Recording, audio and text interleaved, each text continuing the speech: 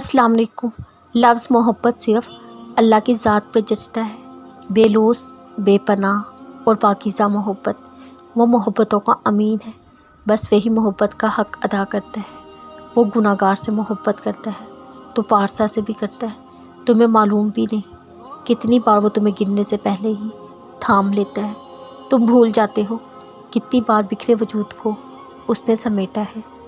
جب بھی تم کسی چیز کی جستجو میں امید لیے اس کے در پر گئے ہو، اس نے تمہیں خالی ہاتھ نہیں لٹایا۔ تم بھول جاتے ہو مگر تمہارا رب نہیں بھولتا۔ وہ ہرگز احسان نہیں جتاتا، تم چاہے محبت کرو یا اس کی نافرمانی۔ جس نے ماں جیسی ہستی کو بنایا ہے اس کی محبت کا اندازہ لگا ہی نہیں سکتے۔ اگر اس کی محبت کی ایک جھلک دیکھ لو، زندگی بھر سجدے سے سر نہ اٹھا پاؤ۔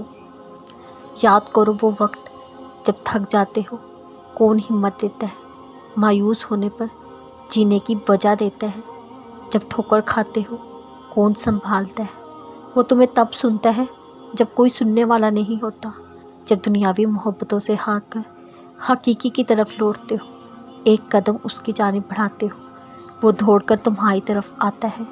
خالق کائنات جس کی دست دست میں دونوں جہاں ہیں، ہر شے، ہر معاملہ ہے، وہ تم سے محبت کرتا ہے اور بے پناہ کرتا ہے۔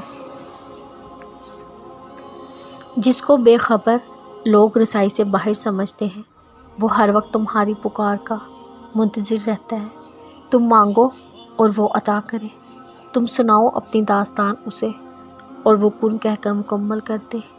وہ نافرمانی پہ کفران نعمت پہ بھی نوازتا ہے اور مانگنے پر تو جھولیاں بھر دیتا ہے۔ یہ محبت ہے اللہ کی، ایسی محبت بس وہی کر سکتا ہے۔ دنیا کی ہر محبت کو زوال ہے سوائے اس ہمیشہ زندہ رہنے والے کی محبت کے۔